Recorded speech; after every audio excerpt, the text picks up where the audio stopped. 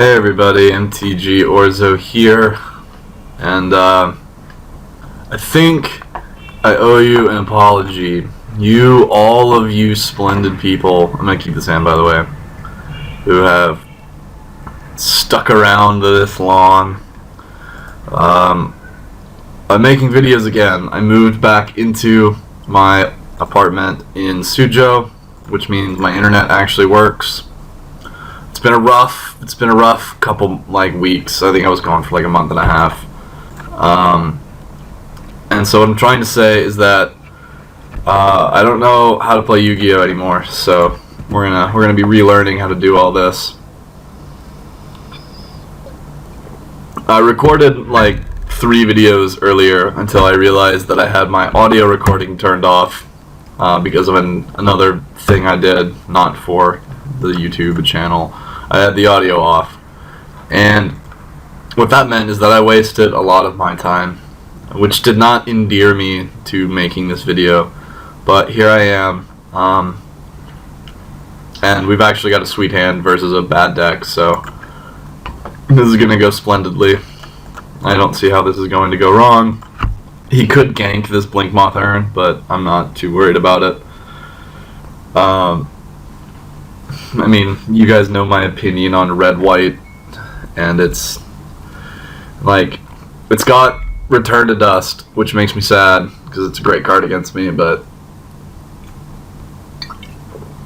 I guess Disenchant is still a problem. You go Plains, Disenchant, Blink Moth Urn, and I'm back to square one, but we're gonna think like that.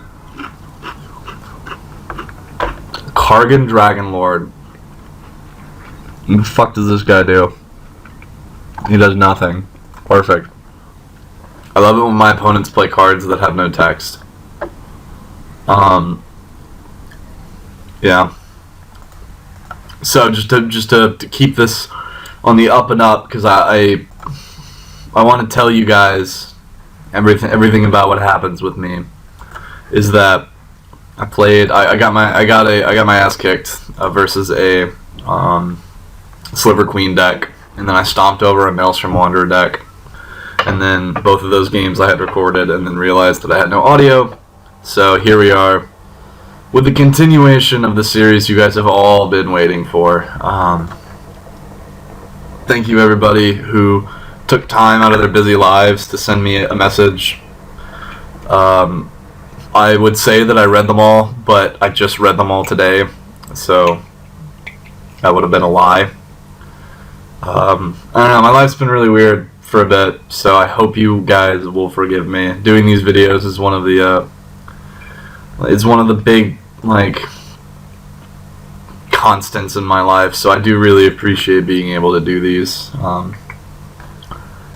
Anybody with a degree in psychology can fuck off, but other than that, I'm just having a good time. Play Magic, it's a game I love.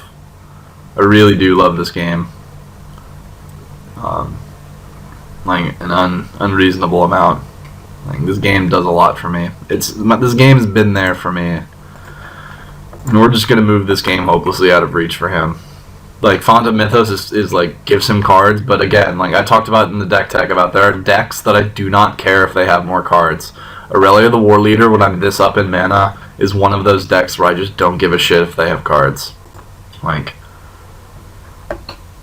I mean, obviously they have cards. He could rip a Wrath that kills all my artifacts, but I'm not super worried about that.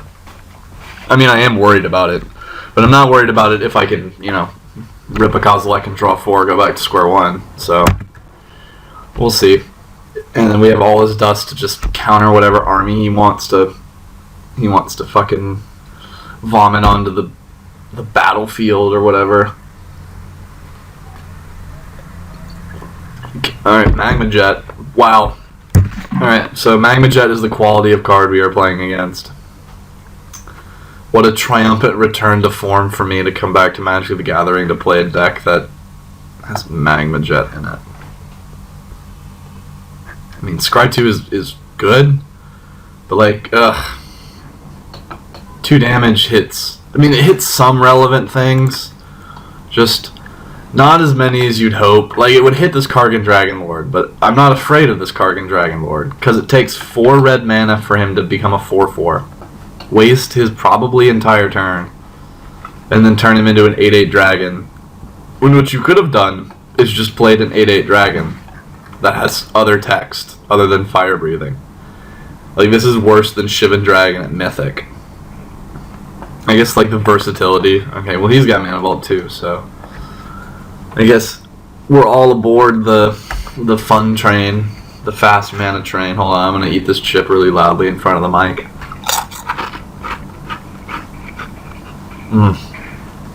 Yummy. I don't even know what these are. They're like tomato and pepper flavored, not Pringles that I found at a gas station.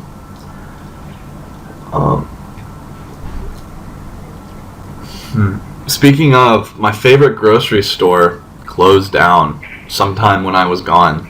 Like, I went there today to go buy beer, and it was just empty. Like, it was ripped apart and shit. It was honestly pretty weird. I hadn't been gone that long, I didn't think, and then just like the whole thing had been gutted. Like, I had gotten to know the family in there. It was kind of a young man and what I assumed was either his wife or girlfriend who ran it. And, you know, they always have people in there. It wasn't a big store, but there's not a lot of big stores in China outside of malls. And they stocked some Western beer, which was, you know, neat to have on occasion. And I'm gonna miss them, and it's a weird feeling. I gotta tell you guys, it's weird. And life goes on long after the thrill of living is gone. Oh yeah, life goes on. Please don't trip up copyright, YouTube. I need to make my 1 cent off of this video in 6 months. Little ditty. Oh, that was terrible. Little ditty about Jack and Diane. 2 American kids growing up doing the best they can. Alright, that was spicy. That was a better run. Good job, Sam. You did it. Well, do I have to get Grim Monolith to cast Kozilek? I think so. That's fine. Be able to untap it we'll be able to untap it on the cheap.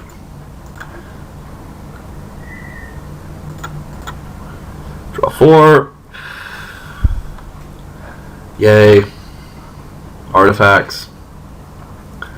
Little ditty about Jack and Diane. 2 American kids growing up in the heartland. It's a fun song, you guys.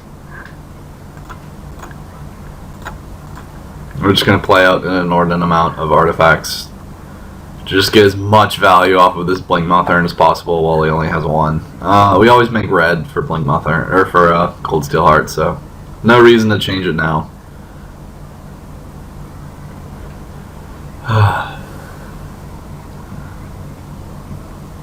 Our hand's not super great. We do have Force of Will if he tries to get rid of Kozilek. What does this even do? Nothing. You can get Aurelia if he finds a white source, he can cast Aurelia.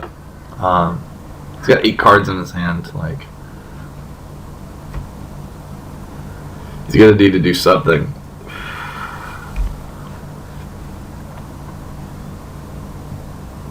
Oh yeah, life goes on long after the thrill of living is gone.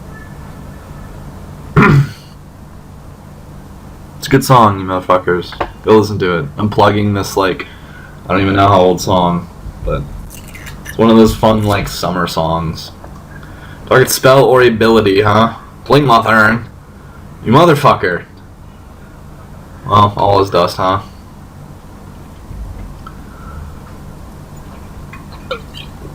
We call that in the business backbreaking. This doesn't have flying in, so we can't attack with it. Well, I guess if you were gonna blow your Oblivion Ring on something, it might as well have been something that inconveniences me next turn, because because I was kind of counting on my shit zillion mana.